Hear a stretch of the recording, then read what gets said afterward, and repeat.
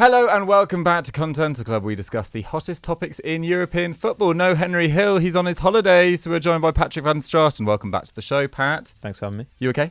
Yeah, I'm good, man. I'm good. I'm ready. There's very dramatic lighting. I feel like I'm kind of reading this while trying to escape from prison or something. Yeah, it is quite moody in here, actually. Like. It is. McCubs, are you okay? Yeah, I'm all right. I'm enjoying the prison. I'm good. Watched England beat Australia in the semi-finals earlier, so that's great. Looking forward to Sunday. Great game. The whole office was really going for it. Good vibes all round, and looking forward to today's show. Love it. Yeah, I was a little bit concerned when Sam Kerr got that goal, but the Lionesses did it. Very, very exciting. Tune in Sunday, 11 a.m, I believe.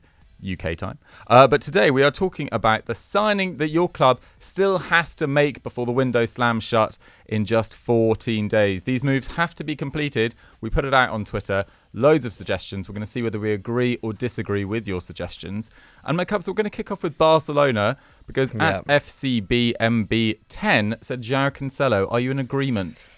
Yeah, I think ideally, Joao Cancelo is a perfect player for Barcelona. I'm kind of surprised that there hasn't been more talk around other clubs with him this summer. But in some ways, maybe he's always had his heart set on a move to Barca. Personal terms supposedly have been agreed for a while now. I think that's according to Fabrizio Romano. And depending on which source you look at, I think there's basically a bit of a discrepancy over what Barcelona are willing to pay in terms of a loan with an option to buy. Barca apparently want it to be around 35 million euros. Man City supposedly closer to even 60, but between the kind of 45 and 60 million euro mark. That's quite a big difference. And Cancelo's not getting any younger, even if he is still at the top of his game when he plays.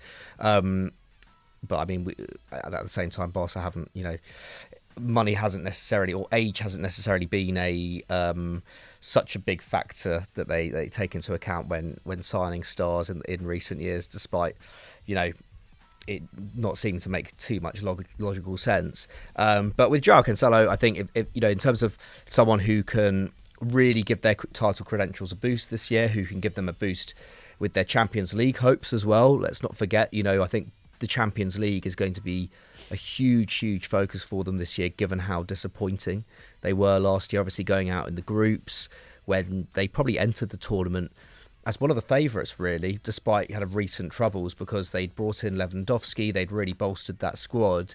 And given that they no longer have Ousmane Dembele on the right wing, given that there is uncertainty over Ansu Fati's future still, someone like Joao Cancelo can add a lot to that kind of midfield and forward line from the back. Can make them a lot more solid in midfield. I know their midfield is probably, is pretty strong compared to the attack, but having someone with Cancelo's skill set, I think will add a lot, because it's a long time since we could say that Barca have two elite fullbacks in their squad, or at least an elite right back and elite left back. Alejandro Balde was one of their best performers last year, and I think is developing into an elite attacking left back. And Joao Cancelo is one of the best fullbacks in the world. This time last year, he was undoubtedly the best fullback in the world, and will finally give Barca a proper quality option going forward on the right. He could obviously fill in on the left as well. When you look at his kind of passing and attacking numbers, they're all among the top 5%. In Europe, pretty much. So I'm a little bit surprised why other clubs haven't come in for him as well, but maybe he's just not quite the right age profile, and maybe there is a sense, like I was saying, that Barcelona have him down essentially on an agreement, at least in terms of personal. I think he'll be great. He'll be fantastic. Yeah, I wonder whether his reputation slightly goes before him now as well. I mean, had a difficult time at Man City, obviously, in his final few months though. I mean, he's still technically a Man City player, but around January, didn't have a great reputation at Juve. I think kicked up a bit of a fuss when he wasn't playing. So he does have a bit of a reputation, but obviously when on the pitch, an excellent signing. An excellent difference maker, and would be a great signing for Barcelona, in my opinion, too. Pat, let's move on to Peo Peeves' 15 suggestion of Gabri Veiga, because this seems very tied into Zielinski potentially moving to Saudi Arabia. Yeah, I mean, that would leave a bit of a hole in the Napoli squad, but there already is a bit of a hole in the Napoli squad. Like last season, Ndombele wasn't a regular, but he got nearly 1,000 minutes for them. And I do think that having that guy between midfield and attack is a place where they could afford to have a little bit more depth. Last season, Gabri Veiga got 15 goal involvements in La Liga. That would place him third in the Napoli squad. Obviously, a very attacking Napoli side. Even if he came back to his expected goals, which were considerably lower last season, more like 9 goals and assists for the season, that would still place him fourth, I think. So he'd be a really good contributor. And their midfielders, with the exception of Zielinski, kind of do midfield stuff. So they do some progressive passing from deep. They do some defensive work. What you don't really see them doing is bursting into the box, getting touches and getting shots. And having that third or fourth man runner is really important when you're trying to create space for Kvaratskhelia and Osimhen to do what they do best. So I think that Veiga would kind of make sense for them. It looks like it would be about 35 mil. That's his release clause. Obviously, he has been linked with Newcastle and PSG and Liverpool and Arsenal and Man City. Been linked with absolutely everybody. But none of that interest has really come to fruition. Mm-hmm. Well, if you kind of want to, right now, a much less good, but a potential Barella type, that guy who's got a great engine, who's really good at bursting forward from the midfield, who's got an eye for the final pass. And I think Veiga would be a really interesting candidate. He's only 21. He's 6 foot tall. So these are some raw materials that you can work with. But more importantly, 2.7 shots a game. That would be the highest of all Napoli's midfielders last season. And he was doing it for Celta Vigo. He'd also outstrip them all for touches in the box. Like, this is the kind of basic stuff that I think will really help that attack, as maybe teams have got potentially used to some of the things they want to do. I mean, even in the latter stage of the Champions League last year, we were seeing that quite often the plan was, well, Kvaratskhelia needs to beat 2 or 3 guys. And that's all well and good, but it's really hard to do that for 50 games a season. You need to have other plans. You need to have other dangers in your team so that the kind of gravity of the defensive line can get sucked around a bit. I think that Veiga, at this age, with this skill set, with this track record, and with this hole in the Napoli squad, would make an awful lot of sense. My one doubt about him is, if you brought him in for Zielinski, I don't think he's particularly creative. What he is a goal-scoring midfielder. What he is a willing runner, but I'm not sure that he's going to, take the reins and kind of conduct tempo in the final third, which is maybe another profile they could do within the squad. Interesting. It does feel like, at least short-term, Zielinski to Gabri Veiga right now feels like quite a drop-off. Yes. Particularly on Zielinski's form in the first half of last year, where I actually thought he was really excellent. Once again, he does have a bit of a reputation for fading towards end of seasons, and Zielinski did that slightly. But Gabri Veiga, exciting signing, good age profile. Let's see whether they can get it done. Let's move on to Atletico Madrid. Now, Belzi NUFC said Joao Felix to anywhere. And I couldn't agree more, Belzi, to be honest. I mean, Atletico Madrid fans made their feelings towards Joao Felix really, really abundantly clear during that 3-1 win over Granada, which was on Sunday. No, I think it was on Monday night. They were whistling beforehand when he went to train after the game because he didn't actually feature. They were whistling him again. They really want him out of the club. This summer he made that announcement that he really wanted to go to Barcelona. Can you imagine a Chelsea player announcing on social media that they really wanted to go to Arsenal? It's so weird to do it. It's just not a good move. It's weird to do it when there was no prospect of it happening. No. Like, it wasn't like Barcelona are really interested and he was trying. I didn't really understand where it came from. It was just like a blind sort of punt in the dark, really, being like, I'd love to go to Barcelona. You'd go to Barcelona. Yeah, I'd love to go. I'd love to go to Real Madrid as well. Sign me up if you need me. But Barcelona weren't looking at him. Xavi supposedly doesn't want him. But of course, newspapers trying to sell newspapers have now likened or made the link that potentially Atletico Madrid could take Ansu Fati and Joao Felix could go to Barcelona. For me, Barcelona are the losers in that deal. Even though Ansu Fati does have a pretty patchy injury record, but he's obviously a few years younger. I think he's 20. Joao Felix is 23. But Ansu Fati showed, I think, moments of real quality last season in an injury-hit campaign coming off the bench. His shot-creating actions were slightly lower than Joao Felix. They were 3.2 to 3.8. But his expected goals and expected assists per 90 was at 0.82 versus Felix's at 0.47. And we saw Joao Felix when he was at Chelsea, not particularly creative for someone with an amazing reputation as a sort of hybrid of striker and winger. And Ansu Fati being a more natural winger, feels like more needed in Barcelona's squad than Joao Felix, who's not quite good enough, I don't think, to lead their line. And they've got Vitor Roque coming in at some stage in 2024. So from Barcelona's perspective, I would keep Ansu Fati unless an amazing bid came in for him, because obviously that would help you with your FFP. But definitely don't change him for Joao Felix. So Joao Felix, I think Saudi Arabia or Benfica is probably his best option right now. I can't see any Premier League club going in for him. It's quite bleak for him. It's really bleak. Saudi. Yeah. Oh, Saudi at 23. It'd be one of the earliest to go there for sure. There was a rumour that Villa were interested, right? And with Buendia out, I don't know, I'd kind of like to see it. I mean, Zaniolo's completing his loan move now. Yeah, but that's exactly the same kind of thing. Yeah, I'm not a big fan of that. Oh, no, don't go for Felix. Like, that's too much of a gamble. Get Zaniolo. But definitely don't go for both. Galatasaray. Yeah, definitely. Yeah. Don't do both. So, yeah, let's see what happens there. McCubs, let's move on to He Football suggestion of Mamardashvili to Bayern Munich. I mean, Bayern Munich, whether it's Mamardashvili, I don't know whether you agree with that at all, but Bayern Munich definitely need a goalkeeper. Oh, they definitely need a goalkeeper, yeah. I think there's actually options there. When we were I was looking at this earlier, I was kind of like, it is a bit bleak. You know, the Raya, deal obviously off, and then they sold Jan Sommer to Inter Milan.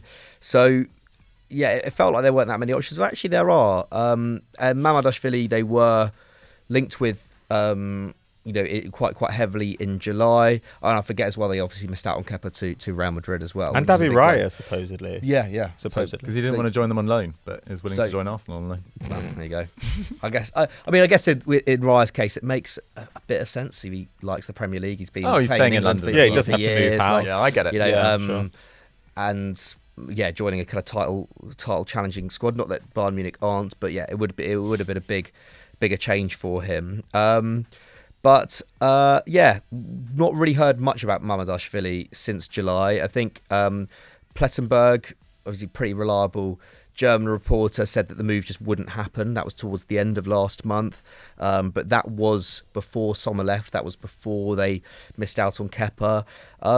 And he would be decent for them. I mean, his clean sheet percentage the year before last was, I think, the second best in Spain. I think it was the same as Thibaut Courtois. And Thibaut Courtois that was the season that Thibaut Courtois probably had the season of his life for Real Madrid. So, yeah, he's a decent shot stopper. Fairly average last season in terms of post-shot expected goals, but he's decent with his feet as well. 71% save percentage last year, also very, very decent. But, yeah, I mean, Bayern, their only fit goalkeeper at the moment is Sven Ulreich. Manuel Neuer, doubts over what his career is going to hold. Speculation he might have to retire. Yeah, so that's pretty sad. But I mean, if they aren't going to go for Mamardashvili, Diogo Costa, there hasn't been a huge amount of interest in him this summer, despite him being maybe the one of the 2 or 3 outstanding young keepers in Europe over the last couple of years. David De Gea is still without a club and is supposedly quite a different style from Neuer. Yeah, for sure a different style, but also a better defensive structure in front of him, I think, than he's had in the last few years at Man United. Obviously that would be a bit of a worry, but in terms of, they just need to get someone in, and obviously like with De Gea comes big wages, and that would be a problem. But I mean, Sven Ulreich was absolutely fine filling in for Neuer 3-4 years ago. Yeah. I don't know what level Ulreich is at now. I've probably not seen enough of him over the last 2 years. They don't necessarily need, I mean, and this may be, but they don't necessarily need to have their number, like to sign their number one keeper for the next 5 years. Stopgap time. Like it kind of feels like that with, the Bundesliga kicking off in tomorrow. So as people are watching this at least. So yeah, I think Mamardashvili could be good. He's pretty young as well. He's very young. But like, I think it's just, I don't know. I think with super young keepers who haven't had that much European experience, in terms of playing European competition, I would just worry a little bit. It's a big step up. A few years ago, Valencia to Bayern Munich wouldn't have been that big step up. Now it really is a big step up in terms of where the two clubs are. Obviously, Valencia are very big in stature, but they were fighting relegation last year. I would just worry a little bit. Whereas at least with someone like Costa, he does have European experience. He's a little bit older than him as well. So yeah, I would be I would be more keen with going for someone with a bit more experience from Bayern Munich's perspective. Yeah, I mean, a club like that, it is... You quickly gain a reputation as not quite good enough. I mean, Marc Roca was one of the most highly rated midfielders in Spain. Whether he got enough game time to prove that at Bayern is a different matter. But even someone like Dayot Upamecano, like his reputation's taken a massive hit from having an average season last year. So yeah, maybe it's too big a step up for Mamardashvili, but the market is quite thin on top quality goalkeepers unless you want to spend quite big. So. Also, Stefan Ortega as well is apparently. This is maybe the one that makes a bit more sense. Like Tuchel is quite keen. I think Pep said he doesn't want to sell though. He doesn't want to sell, but then I think Tuchel is quite keen just to bring him on loan. But yeah, I think. Yeah, that will be a tough one as well, because then City then have to go into the market for a number 2. But someone in that kind of mould, someone who doesn't mind spending a bit of time on the bench if they don't seem like the perfect fit Aaron straight Ramsdale. Imagine. Come on. Not happening. Not happening. They do have a spare goalkeeper, though. Right, let's move on to Real Madrid. Victor Osimhen is back in the headlines because Mbappe seems like he's staying at PSG for another year, Pat. Zizou Stan wants you to talk about Victor Osimhen. Surely not. I mean, they do have that cash that they bid for Mbappe, last summer quite late on, so they could hypothetically do this. If you go and get Osimhen now, though, you're not saying goodbye to Mbappe for a year. You're saying goodbye to Mbappe forever, right? Basically. Like, you're not going to go and get him next year. It doesn't really make sense. I mean, what you might have decided, and it would be reasonable if Real Madrid felt this way, is our squad's trending in the right direction. We've got a lot of young players who work really well together. We've got a manager who's excellent at promoting harmony. Do we really want to throw Mbappe in it, who at this point has shown that he is a disruptive influence? He has been disruptive at PSG. And I think that he would consider himself to have the standing to be disruptive at Real Madrid if he wanted to be as well.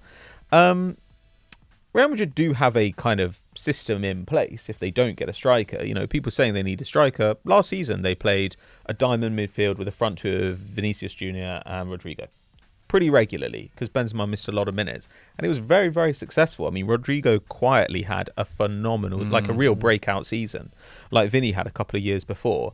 But when you look at the attacking depth now at Real Madrid, it's pretty concerning. Yeah. Brahim Diaz has come back from Milan. Okay. They've got Arda Güler, but he's already injured, and he's a kid. And then they've got Joselu, who's 33, and was brought in to be probably kind of a backup to a backup. I mean, he was not intended to get a lot of minutes. So I do think they could use another forward. So to me, it really comes down to, do you think that somebody really good is going to emerge in the next year, 18 months? Do you think Endrick's going to be ready when he comes in however long that is? I always forget about Endrick. Or do you want to go back in for Mbappe? If your answer is, we think it's quite unlikely that a striker is going to emerge at this level in the next couple of seasons, unless they think, Evan Ferguson or something, then Osimhen makes a lot of sense. I mean, you know, he's in the top 1% of players for shots. He's in the top 6% of players for expected goals. Last season, he got 30 goal involvements for Napoli. I mean, he's incredibly fast. He's really strong. He's extremely skillful. He's good in the air. Amazing in the air. He's really good in link-up play, actually. You know, he always has been. He clearly is willing to press. He can clearly play with, you know, a kind of elite winger. Like, he's perfectly fine making off-ball runs. So I think from that point of view, you know, 24-year-old, get him in. It isn't the craziest thing. And especially when you look at teams paying, say, 100 mil for Harry Kane at 30 years old. Well, Harry Kane's on a 4-year deal. So that's 25 mil a year before you even get to salary. So if you pay 120 mil for Osimhen, you can give him a 6-year deal and you're paying 20 mil a year. It's actually cheaper than buying Harry Kane.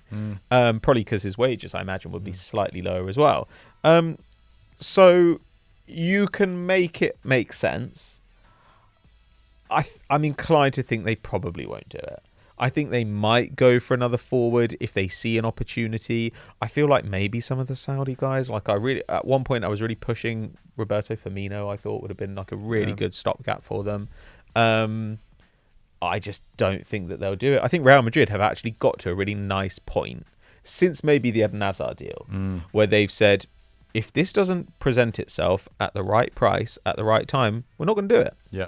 And we will just sit tight. And I think they can afford to do that now. So I suspect that Real Madrid will leave this one. Yeah, fair enough. I mean, in many ways, Osimhen almost makes more sense for their 11 than Mbappe if Mbappe doesn't want to play down the middle long term. But let's see what happens there. I mean, Osimhen, there's also been speculation that he's close to signing a new deal with Napoli, which will make him Napoli's highest paid player. I mean, Napoli lost a lot of their highest paid players a few years ago, so I don't actually know what that means in monetary terms. But I can imagine he's got an attractive offer there. Maybe there'll be some clause in there that he can leave for a set fee next summer. Because this striker merry-go-round, I mean, I say it hasn't really materialised. I mean, Kane has moved, Gonzalo Ramos has moved. But it hasn't been as electric as we thought it was going to be a few months ago, that striker market. It's actually been the summer about defensive midfielders, weirdly enough.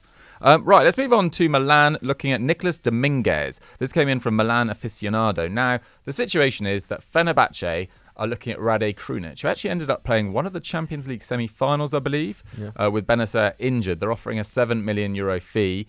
If they get that Milan, they will look to invest it in Nicolas Dominguez of Bologna, who's been there for 4 years. Before that, he's playing for Vélez Sarsfield in the Argentinian Premier League. And he's also been linked with Brighton, which is interesting.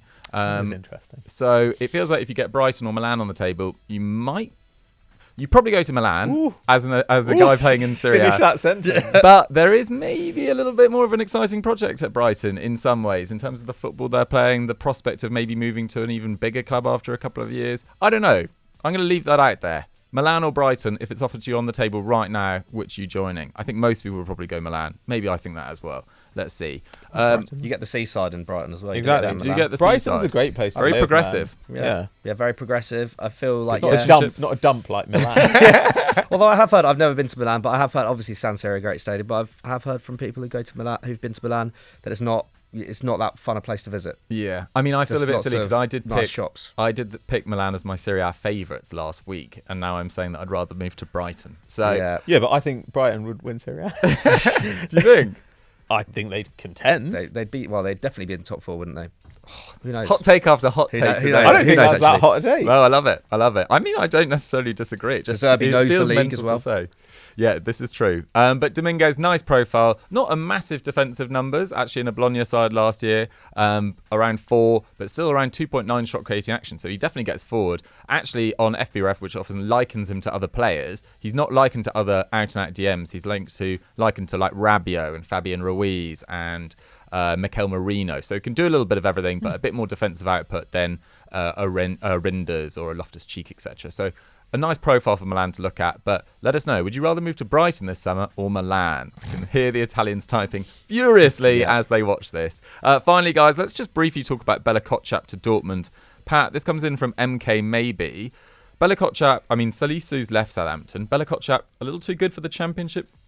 Definitely. I mean, I think so. Like, that said, I don't think it's the worst thing. Like, if you end up stuck in the Championship for a year, you get an absolute ton of minutes. And it's not a joke league. There was a time where the Championship was kind of a bit of a retirement home. The standard wasn't particularly good. And I'd say about 6-7 years ago, the standard of player we started seeing from the Championship really went up. And the standard of kind of tactical awareness of teams down there really started to go up too. So if he were to stay there, I don't think it would be the end of the world. But Dortmund are not a side who are going to park him on the bench. You know, like that's the kind of move you've got to jump at if you're a young player. And he again does seem to have all the tools to be a good player. I mean, he's always put up big defensive numbers. He's got good athleticism. He probably does need to add a little bit of finesse to his game. Though if he's alongside Schlotterbeck, then he's not going to be required to do, you know, too much kind of outlandish stuff. I really like it. I think for about 20 million euros or so, like if you're getting him for less than James Ward-Prowse, it's cost West Ham, I think that's a crazy deal. Because James Ward-Prowse is not good. And Bella-Kotchap probably will be good. Yeah, definitely got a higher ceiling for sure. And it'd be nice for Bella-Kotchap going back to Germany. If you shine for Dortmund, he's already breaking into the Germany squad, I believe, which, you know, isn't as big an achievement as it was a few years ago because Germany are actually a bit of a state at the moment. But still, Bella-Kotchap going to Dortmund. If you shine for Dortmund, you can make yourself a regular in that Germany squad as they look to rebuild over the next few years. Guys, what do you make of those transfers that have to get done before the window slams shut? Let us know in the comments down below. And obviously dive into the key debate of that. Brighton or AC Milan? What are your thoughts? Let's move on to big match predictions. So we're moving on to big match predictions. Obviously, there's no Henry here, so we're going to call this a pre-season first game week. So they don't actually count towards the overall leaderboard. But Pat, welcome aboard the big match prediction train. Thank you, appreciate it. McCubs, we're going to kick off with Bayer Leverkusen versus RB Leipzig. This is at Saturday, 2:30 p.m. First game of the season for both of them, or at least in the league. RB Leipzig have already won the Super Cup. Huge game. Yeah, this is a huge game between, I think, two title challengers, you have to say. I think those two in Dortmund will challenge Bayern Munich once again, or at least until we see what this incarnation of Bayern is going to look like with Harry Kane, with Kim Min-jae. Like, until we see a good month of that, I think we have to say that they are going to be challenged once again, because they got pushed all the way last season. Bayer Leverkusen got better and better as the season went on under Xabi Alonso and haven't really significantly weakened aside from Diaby leaving, but they have bought really well. And I think we said on episodes past, I think Jeremy Frimpong's output should hopefully go up, and he should be playing a bit further forward as well in Diaby's absence. And Leipzig as well, obviously sold a lot of players. Gvardiol in particular, I think, will be a big miss for them. Bitshiabu as well, out until November. Picked up that ligament injury in training in his knee last week. So flying around. I know it's mad. That's a bit of a shame for Leipzig, but nevertheless, their firepower is there. Like someone like Dani Olmo, who I think has been, in some ways, a bit underrated over the last few years. Like, he is capable of, really putting on huge performances for Leipzig, and yet he's not been one of the players that has been like heavily linked with moves away over the last couple of seasons. Obviously great hat trick, or at least the second goal was absolutely outstanding against Bayern in the Super Cup. That's given them a boost. Bayer Leverkusen beat fourth tier Teutonia Ottensen 8-0 in the DFB Pokal last weekend. So also coming into on great form, against a regional side. But it's funny, isn't it, with Jody? It's quite like it's interesting how like that first round of the DFB Pokal always happens, I think, before the Bundesliga starts. But they always play their like full strength sides, because it's just like a competitive pre-season friendly. That's why it's mayhem, though. It's always like top flight teams going out and destroying some local German tribe, like the Romans. like they turn up and there are guys like wearing like furs and they beat them 12-0. It's crazy. It's I think Gladbach lost to the Furs last year. I think they lost in the first round. Cool. It's fun that it's like they respect it. Like, these results are not a sign of disrespect. They're a sign that everyone takes it seriously. And also, the turnout for that game was good. I think it was away.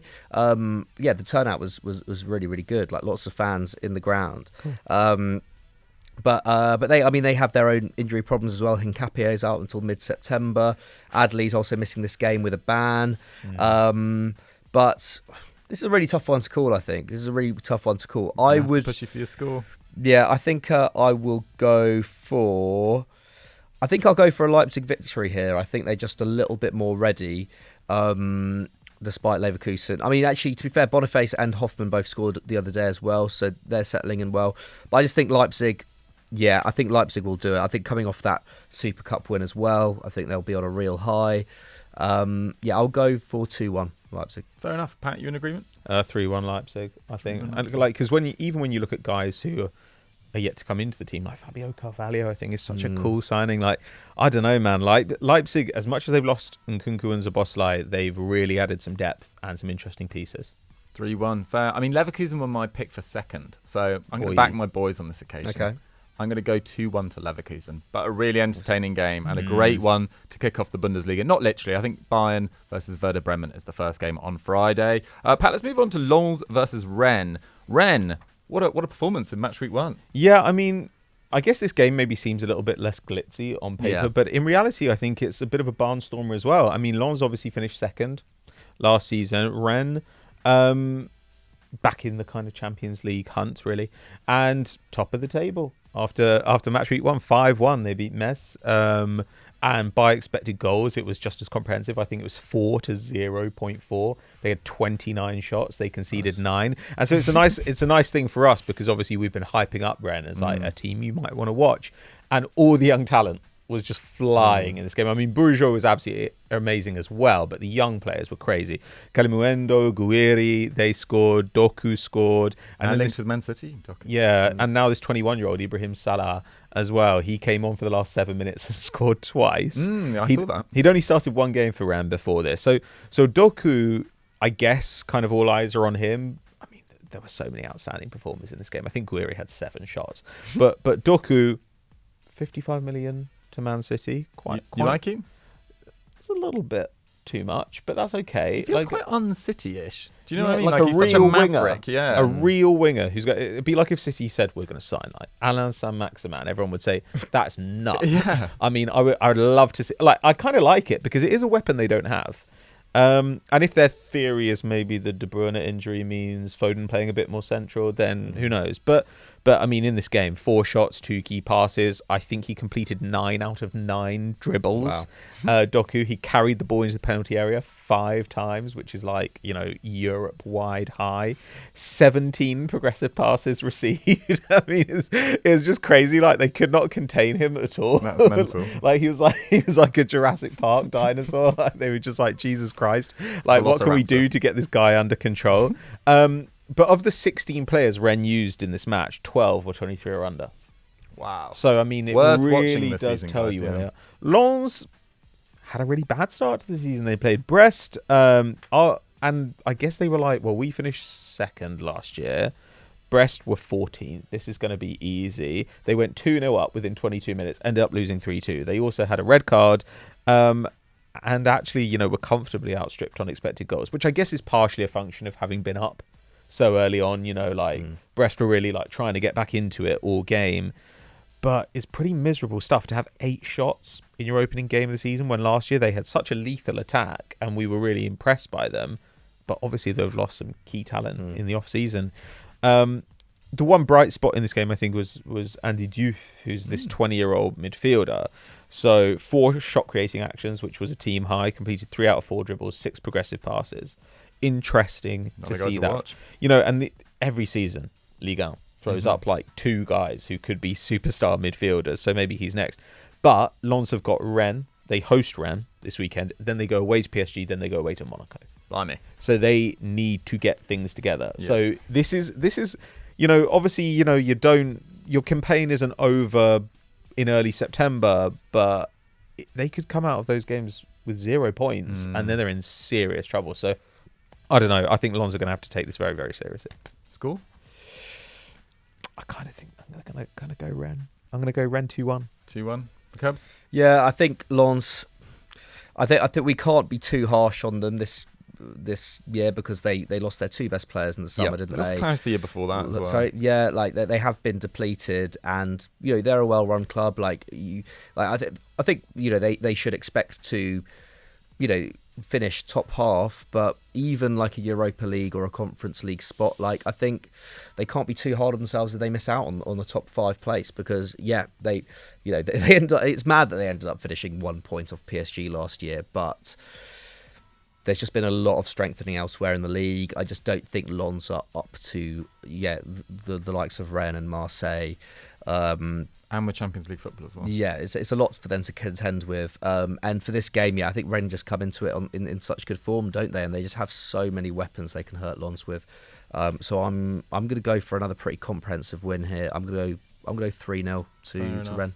Yeah, I mentioned Jonathan Klaus there, but Cheikh Doucouré also left that summer. Yep. And because he's been linked with Liverpool at the moment, I've seen a few Twitter comps of his performances in his last seasons at Lens. Like, he was insane. He was really, really insane. So they have lost a lot of talent over the last couple of years.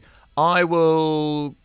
Why not? 1-1. Why not? It doesn't even make sense, but why not? Let's be different. Right, the final one we're going to talk about is Real Betis versus Atletico Madrid, Sunday, 8:30 p.m. Real Betis actually put in a quite solid display, not a particularly entertaining game, but they beat Villarreal, my tip to flop this year, Villarreal, away from home thanks to goals from Ayoze Perez and William Jose. Fans of Newcastle and Wolves will be quite surprised to hear that potentially. They actually only averaged 37% possession. Villarreal had way more shots but barely created anything with it. So I didn't watch the full 90, but it seemed like Villarreal, most of their chances were quite low quality from a long distances out, etc. So Pellegrini will be pleased after a really kind of mediocre summer of business that they've managed to, get off to a solid start and keep a pretty electric attacking side last season at bay and to very little high quality chances.